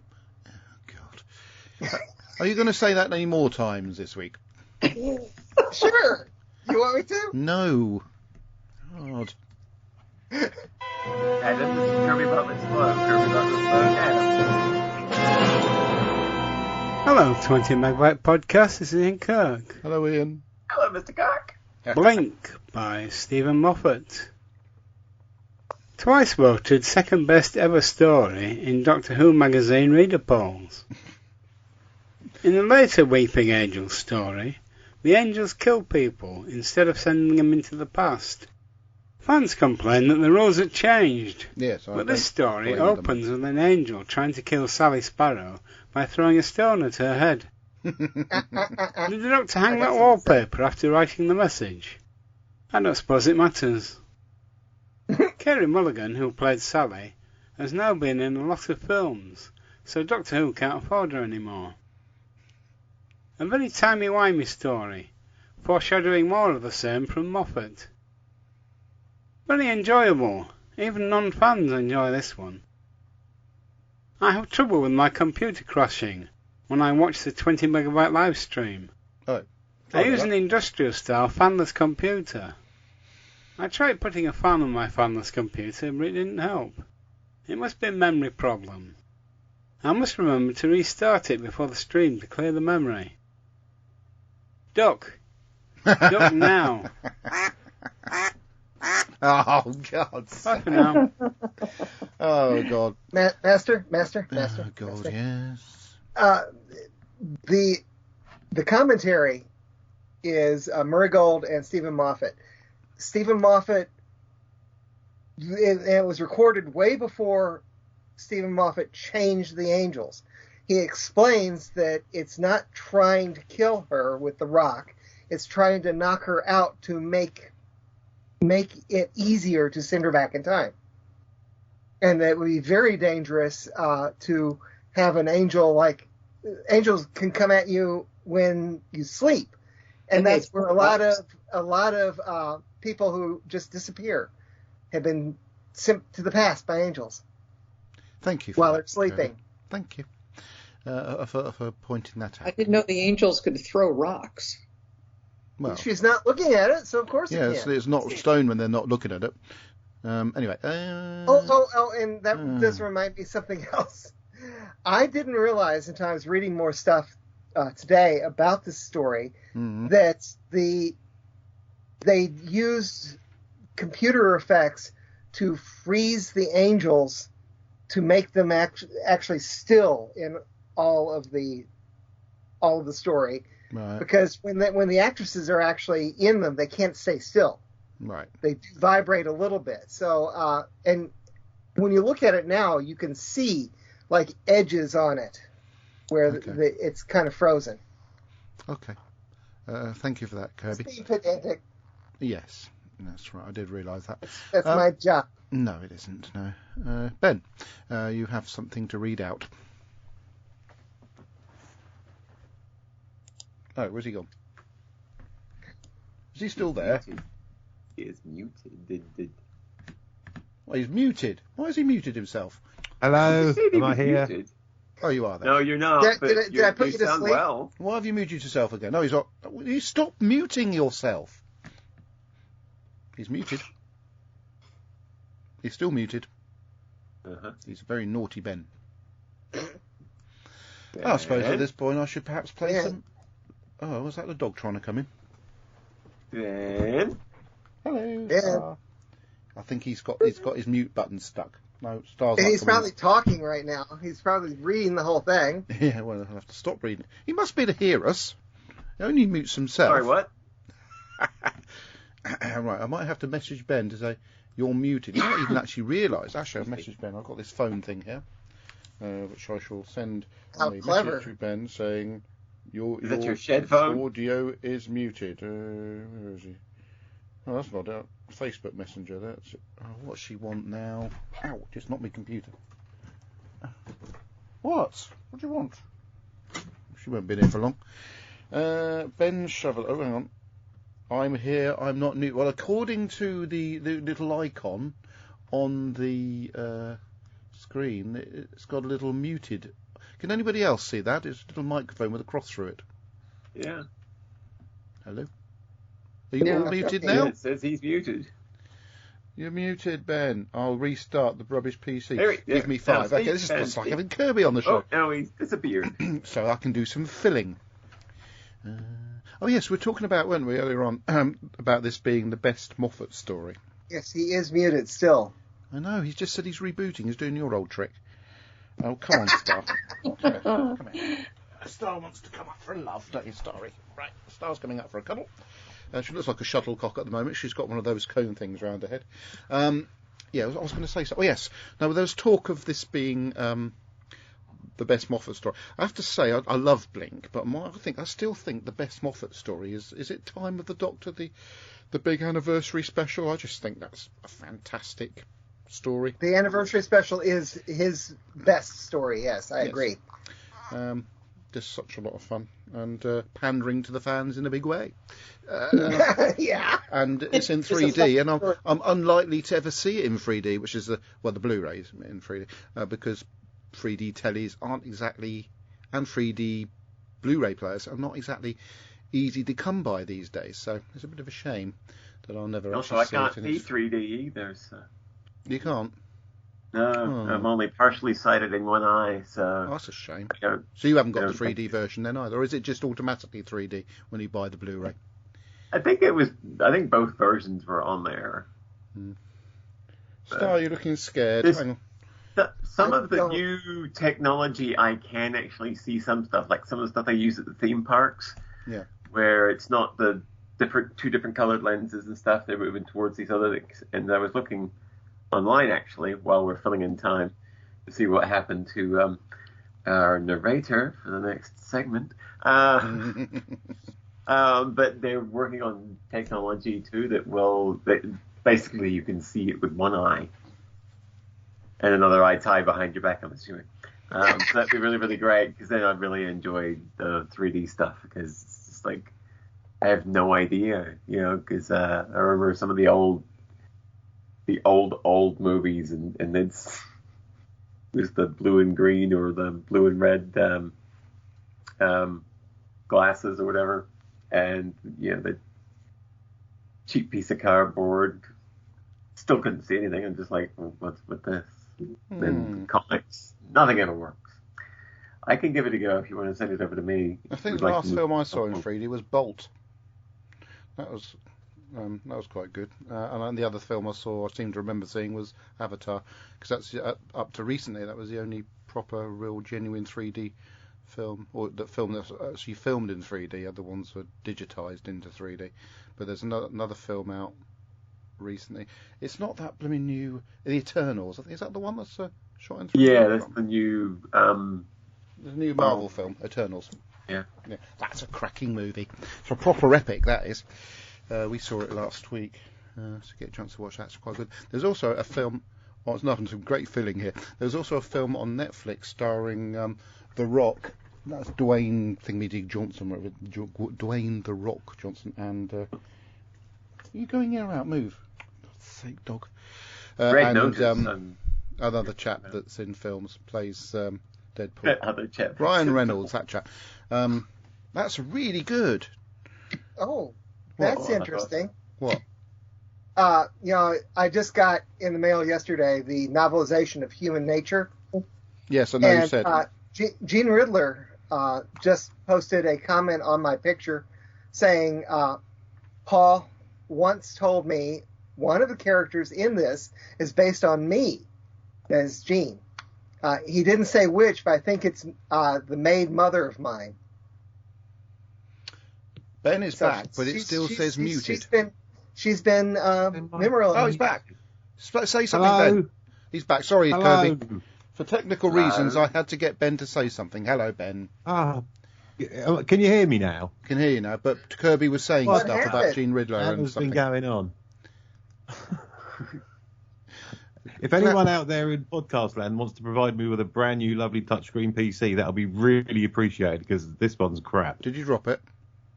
No, it went a bit wonky. That was the funny thing. Before you did Ian's audio review, where he said he had computer problems, at that point my computer then had been off for about 5 minutes and no one had noticed I hadn't been on. So thanks everyone. I feel really good now. And then I was sitting there. I had noticed, but I didn't want to be pedantic.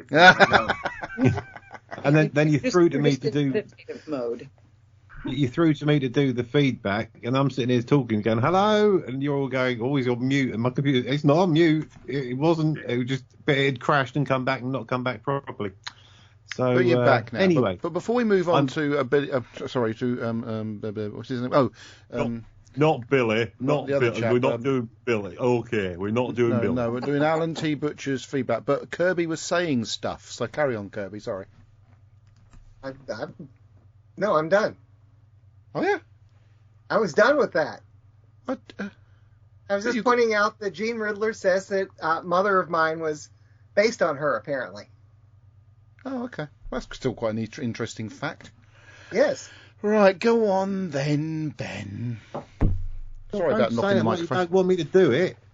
Yeah, please. If you'd like to embark on the journey of Alan T. Butcher's feedback. Oh, I've got to get my thing ready, haven't I? Got to get my. If everybody's settled down and got their cups of tea, or hang on, let's see if it's working. Biscuits, or maybe a box of. Yep, it's working. Oh, he's ready. Okay, I'll shout Q. when I need it. It will be seamless. Angel Who, or give it about 14 years, and maybe these angels will be involved in an even better story. Ooh. No, fireworks night was the other day, mate. Dear 20 Megabyters, Blink is, of course, a closely studied exposition of the importance of paying attention and the significant setbacks you can be exposed to for a lapse in observation. It clearly outlines, however, that if you have paid good attention and have decent notes, that any setback you may experience could be significantly ameliorated. Ooh. It should be noted that whilst Q...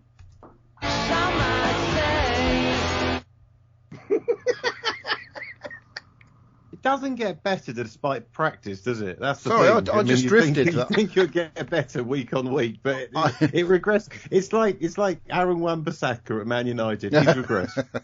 No, I drifted at that point. I was trying to find the text that said, some might say, read ahead, try and give myself a head start. Unfortunately, I skipped past it and didn't see it until it was too late.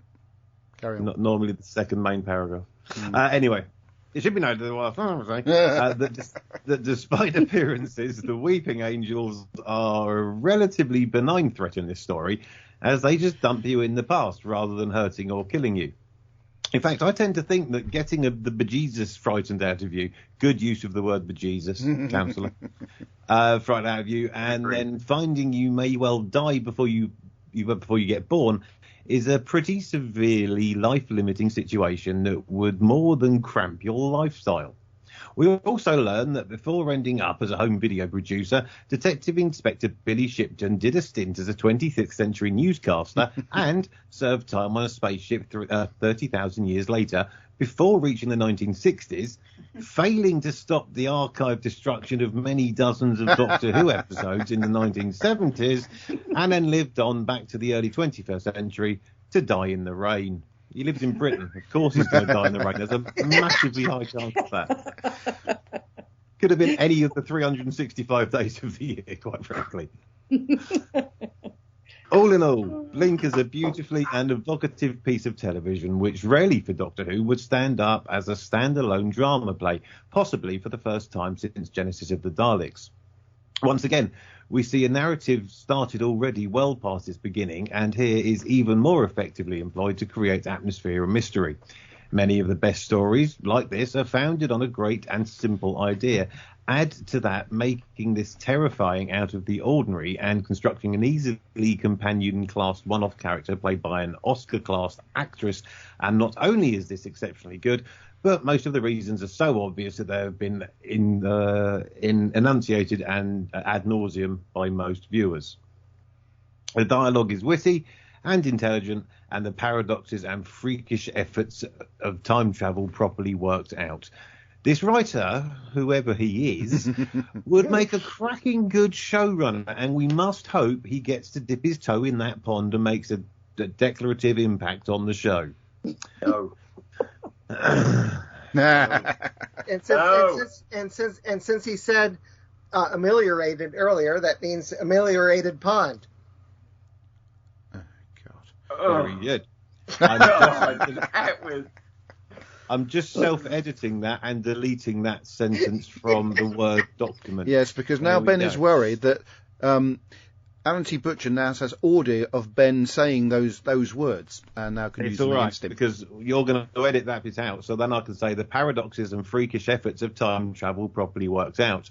This story is perhaps one episode too short, as it starts halfway through the narrative, and spreading the limited involvement of the Doctor over 2 episodes may have made it almost unnoticed. Next up, Doctor Who and the Jack on a Box. Oh, that's very clever, isn't it? It's very clever. Except that's not the one we're getting. All right, bloody hell, Kirby. What? Why not? Or the Master abated. No, that is a serious question. I must have missed the conversation because I thought next episode is Utopia, because that's what it is. Anyway, next up, Doctor Who and the Jack on a Box, which is very clever, as I said. Or the Master abated until the big finish. those are my thoughts. The wonderful councillor, Alan T. Butcher! Yes, well done, Alan. So what are we doing next time? Oh, very innuendo heavy. Apparently. I say nothing. Oh, Adam, give me a straight answer. Okay, well, get a straight answer out of Kirby. No chance. No, you give me a straight answer. The next episode's Utopia. Why aren't we doing Utopia next? Because as we were watching Doctor Who at that time, in order of broadcast, the next episode was that cartoon one that we had, which I forget the title of. The Infinite Quest. The what? Infinite Quest. The Infinite Quest is next, because that came in broadcast-wise terms, in between Blink and Utopia. So that's the one we're doing. What is next. that? What? It's confused me again. It's like I'm watching episode 3 of The Flux. What's going on? Infinite Quest. It's a animated story featuring the Doctor and Martha, and also David Tennant's missus, I believe, before she was the Doctor's daughter. So we're doing that one next time. Infinite Quest. And that's not going to be until December the 5th. Yeah, we've already mentioned. Oh no, we haven't mentioned it on the show. He mentioned it in the bit we did before we started recording. Yes. So, and just for anybody who joins us late. Yes, I'm away 2 consecutive weekends, so therefore can't record the show. And also, I was thinking about, in regards to, because actually you'd be surprised to hear, sorry to let the cat out of the bag, Ben, but that actually was Billy Kirkbride doing his own feedback. And he sent it to me directly on Facebook Messenger he recorded it and sent it in. So that's another way you can send in your audio feedbacks, not just by the 20mb.feedback@gmail.com, not just via Kirby's requests for feedback. You can actually send them directly to me. That's good, innit? Right then, Doctor Who news. I think I should perhaps. Oh, I haven't got it. Never mind. Flux. But you do yours first. Oh, okay. Flux Chapter 3, Once Upon a Time. There's lots and lots of pictures on DoctorWhoNews.net of that we've seen this evening in Doctor Who, which is, again, Doctor Who looks really good. It's visually very, very good.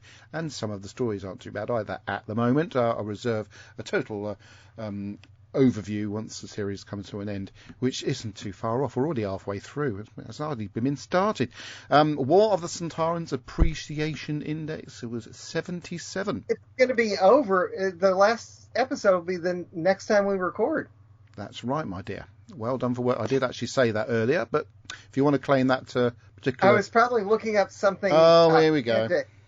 Isn't that going to be the last episode of Flux the next time we record? Overnight viewing figures of War of the Sontarans was 3.96 million. Which, again, at this day and age isn't too bad. And it says the final consolidated figure for the Halloween Apocalypse was 5.79. Again, that's pretty good this day and age. The amount of TV is available to watch for people, for that to be, well, I like to think that's actually quite good this day and age. But at the moment, the War of the Sontarans was 3.96. Hopefully that will go up a bit, but the appreciation index has gone up from episode 1 to episode 2. Did we mention about Clifford Rose passing away? No, I don't think we did. Okay, well, the actor Clifford Rose. Actually, we might have done when you weren't on, Kirby. Anyway, he died at the age of 92. We did. We talked about it because he was in Warrior's Gate, and I said that he was well known for playing Germans. But I was on last week. I don't remember. Oh, well, you should listen then, shouldn't you? Shouldn't he listen to the show, everyone? This is a podcast. Which show? Right, so that covers that little bit. Yes, I was going to say about sponsors, because, like I say, as we get ever closer to is that whowon.co.uk? Well, I was going to do Lavazi first, but you just ruined that little bit, didn't you? Well, that's my job. That's what you pay me for. Blimmin' well isn't. Right, and Lavazi sent me an email, actually, so I'm going to see if which of my email accounts that came through. Lavazi. Right, let's see what that... Oh, here we go. Lavazi Doctor Who. Ooh, looking back at the 12th Doctor's regeneration. Was the 12th Doctor's departure the most controversial so far? This is, if you actually sign on to Lovarzi and go to their blog, these are the sort of things you can interact with. Conversations, sending in fan fiction, and buying scarves. It's a really good service for Doctor Who fans. And occasionally, if you sign up for their email thingy, they'll send you codes to get money off buying scarves. So yeah, amongst other things, of course. Lovarzi.co.uk. So, whowon.co.uk. So whowon.co.uk? Have you done news? I haven't done my news. You've skipped over my news. Oh, yeah, but that was ages ago. Yeah. And you noticed I've moved on to... yeah, go on. But apparently he's got some other news. Because there's two reasons of that. Hang on, Ben. I'm going to make it up to you. Stop talking over me. I'm going to make it up to you.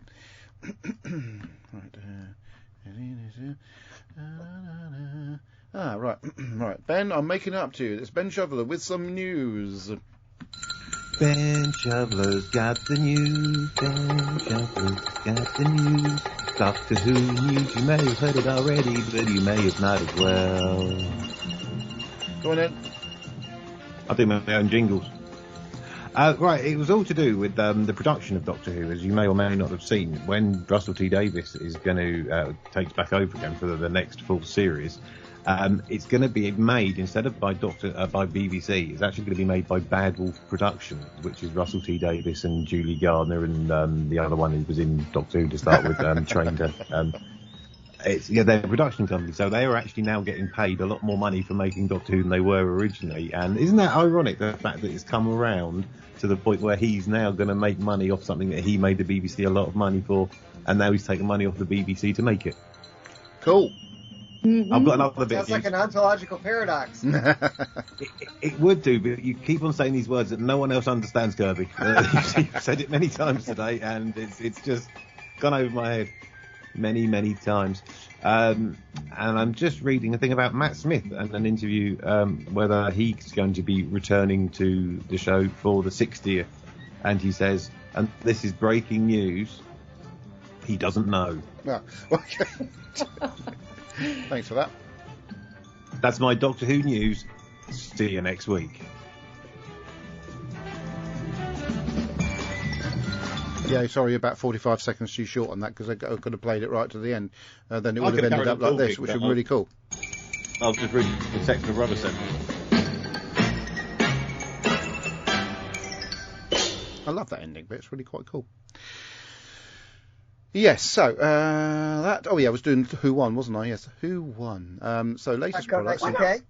Mary, why don't we have theme tunes? You have got one, actually, Kirsty. You have a theme tune, but as you haven't been on for about 6 years, it never got played. I've got to find my tunes. I'm behaving badly then. Ooh. I'm normally sleeping at this point. Oh, here we go. I work at midnight on, midnight on Monday. Basically, my work day starts. So, unfortunately, I have to go to sleep before I work. Yeah. We've heard that. Reece Barton's book, Excuses, novel 2. Yeah, I was going to say, what page was that? It could have shaved me a lot of time. Saved me a lot of time. Shaved you a lot of time, huh? Yes. Well, my legs, yeah. You don't have to use a razor. You can use wax. Oh, boy, how would I know that? Anyway, right. Right, there it is. I won't have it. Oh, sorry, that's the wrong one. Beg your pardon. There's one down below it. Here it is. Sorry.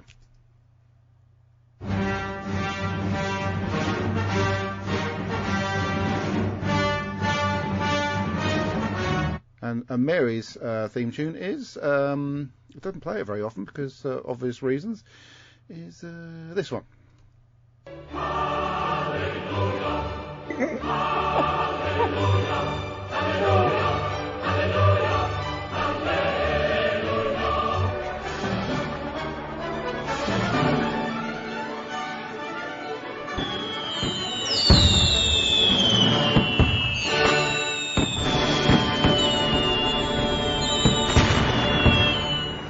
Like I said, does Debbie have a theme tune? I always thought that mine was the bum bum bum that you play in front of my. That's just a little. That one is just a little mini thing. Teaser. See, mine. I imagine. I'm walking through you all with kind of stiletto heels. Yeah, that sounds like stiletto you, yes. heels. That's kind of the image I'm portraying as I'm walking in on my theme music. Yeah, absolutely spot on. Ben's, of course, is this.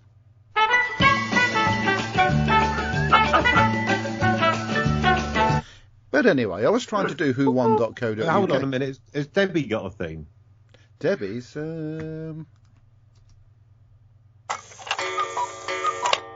No. You should get the theme tune to Pod. Remember there's Pod? A few here. This is No. You've got to get the theme tune to Pod. We got a combined one for Kirby and Matthew, which is that one. I think everybody knows that. The last time Kirsty was on was in July. And I've got one for which is we play quite regularly now. Every time Tottenham Hotspur change their manager. Good night, Mr. Walters. Anyway, whowon.co.uk. Is that whowon.co.uk? Well, it was about half an hour ago, funny enough. K9 Audio Annual. That's quite a cool thing. I'm surprised you're not going to get that, Kirby. 7 colourful adventures featuring K9 in the company of Sarah Jane, Brendan? Who's Brendan? Aunt Lavinia. Surely that should be Benton, shouldn't he? The Doctor and Romana. 5th Doctor Lost Resort, which is obviously a 5th Doctor story. Gives it away, really, doesn't it? Brendan from K9 and Company. It says K9 in the company. I don't know. It doesn't say K9 and Company. It just says the. Brendan was a character in K9 and Company. Oh, was he? Uh-huh. Maybe it is. I wonder who's playing Sarah. Ashes of Eternity, which is a 9th Doctor audio story. A 10th Doctor Dalek Universe 2, which, surprise, surprise, is a 10th Doctor story. All these and others available on the at whowon.co.uk, and probably if you want to download them through the Big Finish website. Doctor Who books, of course, which they specialise in at whowon.co.uk. Such a large range of things. Novels, monthly ranges, Gallifrey series, the 8th Doctor series. These are all on CD. There's DVDs, including stuff I haven't bought yet, like the Evil of Daleks reconstruction, and there's the. Would they be DVDs that you could play in the TARDIS? Should you want to? Beg pardon? Would they be DVDs that you could play in the TARDIS? Yes, if you wanted to. If you wanted to. And Fury from the Deep, another one I haven't got in cartoon format yet. So lots and lots of stuff you can buy. Browse through the whowon.co.uk website and see some good fun stuff. Right, iwheroes.co.uk. They've got some really stuff I'd like to buy, but I'm not going to buy anything from it just yet myself, because I'm going to Wales Comic Con at the weekend, and if I don't find anything, saying that, fingers crossed. If I don't find anything of interest there, I might come back to Heroes and just go in there and browse their incredible range of fun stuff. There's so much on the site that I can't actually. It's a massive amount. Just go to iwheroes.co.uk just to look at their stuff, even if you can't buy it because you don't live inside the United Kingdom.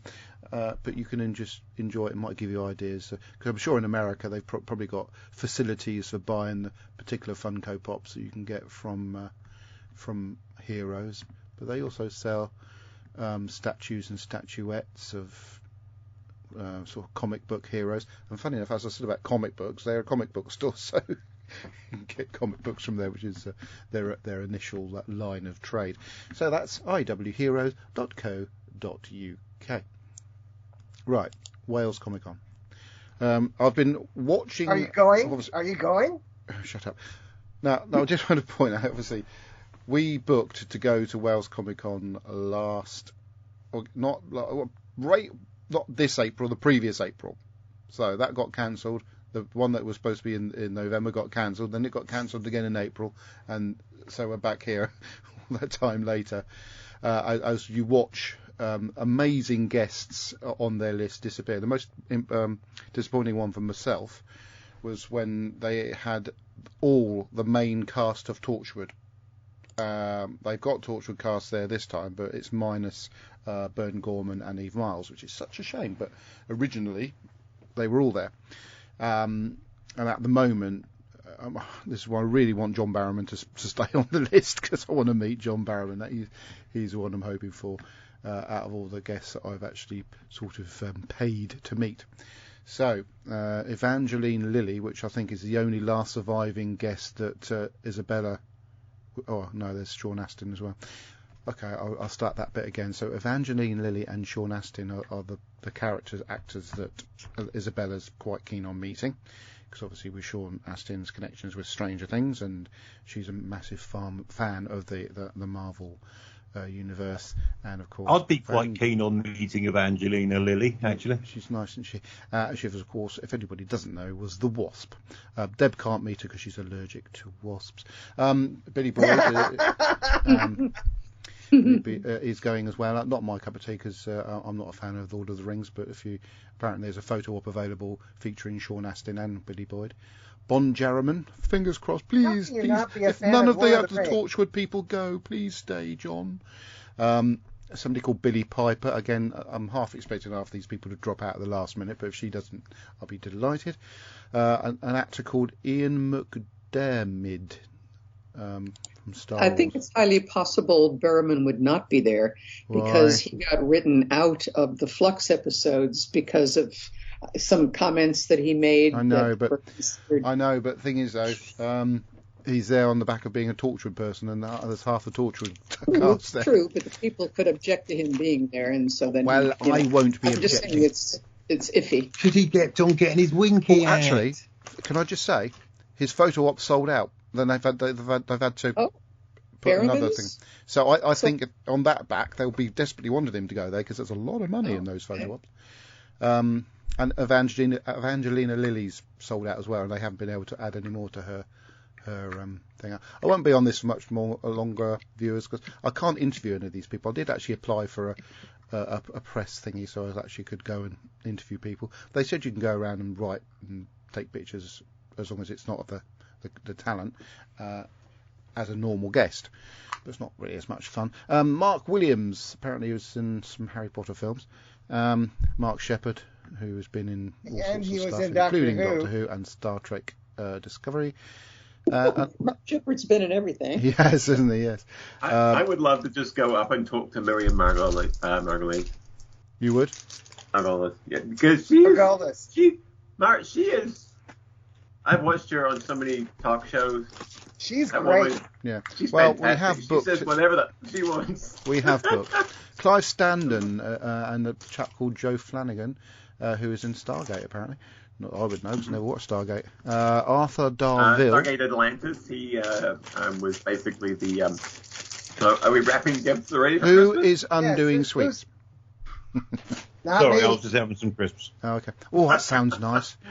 Oh, I'd love a packet of Walker's ready chicken salted. Chicken and thyme flavour. Lovely. Walker's Arthur Darvill,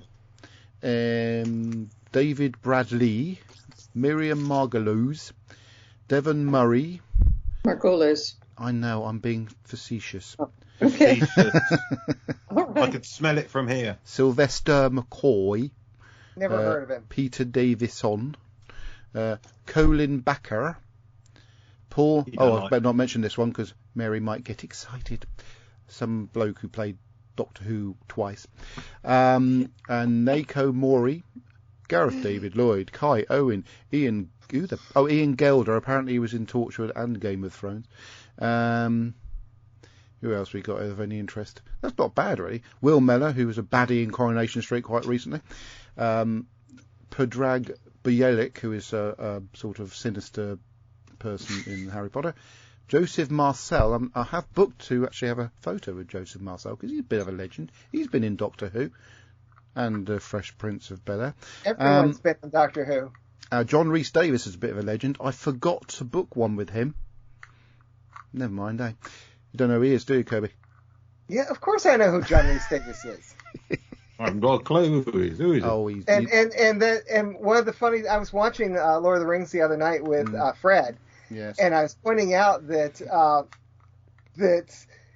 since he plays a dwarf, the funny thing is that of all of the actors of the Fellowship, he's the tallest one in real life. Michelle Collins. He was Sala in Indiana Jones, too. He was also the protagonist, baddie, goodie in one of my favourite series, Sliders. Never seen it. Hugh Mitchell, who played the annoying little kid with a camera in Harry Potter, who's probably a 30-year-old man now. But anyway, there's lots and lots of, actually, a good range of people. So even if any more drop out, I'll be gutted, but I won't be surprised either. But that's it. That's where I'm going to be next weekend. We're going to Harry Potter on Friday. So we're going to the Warner Brothers Studios, Harry Potter Studios on the Friday, then drive in from Watford, which is where the studios are, to Telford for the con over the weekend. So that's going to be something we've all been looking forward to for a ridiculously long time. This weekend, funny enough, was the Liverpool Comic Con, which was also apparently fab. So there you go. That's me. Yeah, I saw to talk about. I saw where Tim Curry was at a convention this weekend. He looked pretty horrible, but he was in good spirits. He's a trooper, Kirby. Yes. Excuse me. Ryan Reynolds, who bought Wrexham Football Club, by the way. God knows why. Probably just for a laugh. And just because he could. But Ryan Reynolds and Dwayne. I just want to give you the title of this rather... Oh, Red Notice. It's available on Netflix. I watched that last night. Really good film. Did you enjoy it, Ben? Well, it was all right. It went on a bit. But the best bit of it was the bit with Ed Sheeran in it. Yeah, that was fun, wasn't it? That was a bit of a spoiler, though. Where he was dragged off stage. Spoiler. That was very, very But they were all really good. There were some very good lines in it. The ensemble cast of Dwayne The Rock Johnson, Ryan Reynolds, and the woman who played Wonder Woman and she was fab in it. It's a really, really good fun movie. I highly recommend it. Highly recommend it. Yeah, well worth watching. Very good. Absolutely. And like I say, we went to see Eternals last weekend, and that's rather fab too. Again, very large British cast in it as well, and some of it's shot in Britain too. But if you do go and watch the Eternals, it's not a spoiler to say, watch it until you hear the film going in the projector, because you need to watch every single bit, even through the titles. Master, what? They don't use actual physical film anymore. For God's sake. I know that, for goodness sake. Why can't you have a little bit of fun with an audio presentation? Yes, but I have to be pedantic. No, you don't. He does. It is built into my character. Yes, no, was it? Right, so next time it's the Infinite Quest. Is that right, Kirby? Correct. Pardon? I said correct. Oh, did you? Good.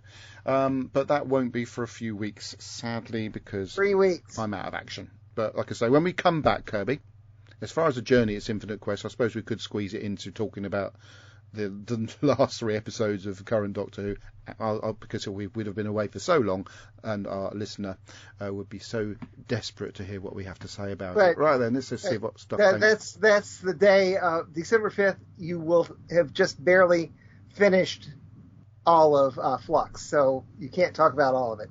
Okay, well, we can talk about episodes 3, 4, and 5. Hang on. Correct. Yeah, episodes 3, 4, and 5. Yes. Right, Robert Vance Jr., who obviously talks about another way you can send feedback in, by actually watching the live feed and commenting there. It says, did anyone think the story was more set for Pepper Potts for part 2 of last week's episode? Is that, which one are you talking about? Are you talking about Blink or and then he says, I enjoyed episode 2 better than episode 1 because episode 1 was more set up. Yeah, that's true. And then just to guess, I wonder if Swarm is connected to Time Lords and Floating House is connected to the 7th Doctor story. No spoilers there, of course. And Ryan is teasing Paul for being the sexy man alive on people. Ryan is teasing Paul for being the sexy man alive on people. Anyway, yeah, so that's what Robert Vance Jr. says on the live feed, which brings us to the end of the show. Unless Kirsty wants to say something else. Maybe she wants to pay tribute to how brilliant this podcast is, which nobody ever does. Ryan Reynolds is teasing Paul Rudd about being named sexiest man alive. Oh, see, when he said Ryan, I was thinking of Ryan, who used to be a companion of the 13th Doctor. I was trying to work out who Paul was. Everything revolves around Doctor Who. Yes. Right, so next time in December, and really gearing up for Christmas. And thank you for listening, watching, taking part of the show. Please provide us as much feedback as you can, because it's good fun. Goodbye. Goodbye, Fancy Pants. Bye. Laters. Buy your Type 40 time machine now. Now with included DVD player from all good Gallifreyan stockists. Oh dear. I don't know how long it's taken me to find out what type of stuff it was.